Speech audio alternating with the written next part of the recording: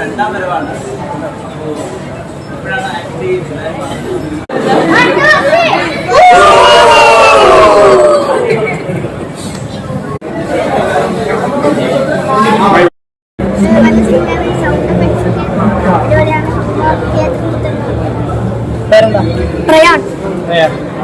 എങ്ങനെയുണ്ട് ഇപ്പൊ ആളുകളോടൊപ്പം കണ്ടപ്പോ എങ്ങനെയുണ്ട് എക്സ്പീരിയൻസ്?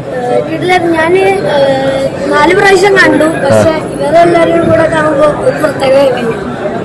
കൂട്ടുകാരൊക്കെ പണം കണ്ടിട്ട് എന്താ പറഞ്ഞത്? കൂട്ടുകാരൊക്കെ നല്ലതെന്ന് പറഞ്ഞു. അധികം ആൾക്കാർ പേടിച്ചു.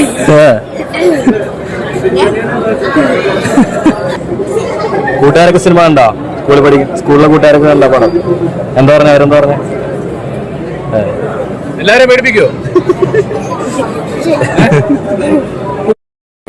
ഒന്നുകൂടെ കൂടെ പേടിച്ചു, ഭയങ്കരമായിട്ട് എൻജോയ് ചെയ്തു.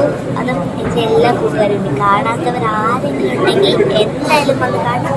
നിങ്ങൾക്ക് എന്തായാലും ഇഷ്ടപ്പെടും. കാരണം ഇന്ന് ചിരിക്കാനുണ്ട്, ഇടയ്ക്കിടയ്ക്ക് പേടിക്കാനുണ്ട്. ഇതിലിപ്പോൾ എനിക്ക് ആ ചൈൽഡ്ഹുഡ് ഒരു മെമ്മറി ഓർമ്മ വന്നിങ്ങനെ നമ്മൾ റിലേറ്റീവ്സിന്റെ കൂടെയൊക്കെ ഇരിക്കുമ്പോൾ രാത്രിയാകുമ്പോൾ കുറേ ഹൊറർ കഥകളൊക്കെ പറഞ്ഞ് ഞെട്ടിയോണെന്ന് അങ്ങനത്തെ ഒരു ഫീൽ എനിക്ക് കിട്ടി.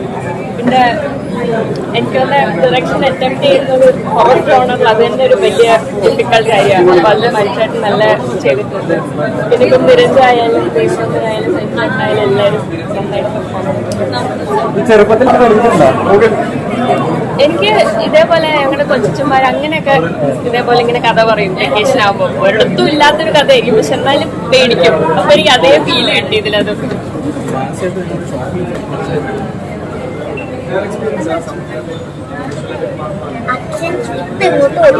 മനസ്സിലൊക്കെ പേടിച്ചെന്നാ പറഞ്ഞേ. ഇടയ്ക്കിടയ്ക്കൊക്കെ പേടിച്ചു. എന്താല്ലേ മാളികപ്പുറം ഗുളികയിലേക്ക്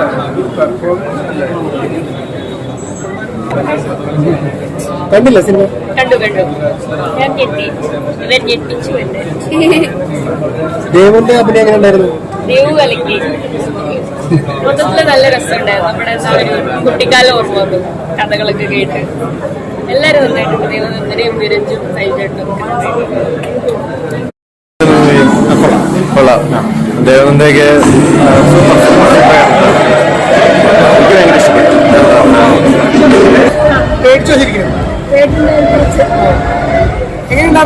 ഭയങ്കര ഇഷ്ടപ്പെട്ടു. ദേവനന്ദ എങ്ങനെ ഉണ്ടായിരുന്നു? ദേവനന്ദ എങ്ങനെ ഉണ്ടായിരുന്നു? കുട്ടി നന്നായിട്ടുണ്ട്.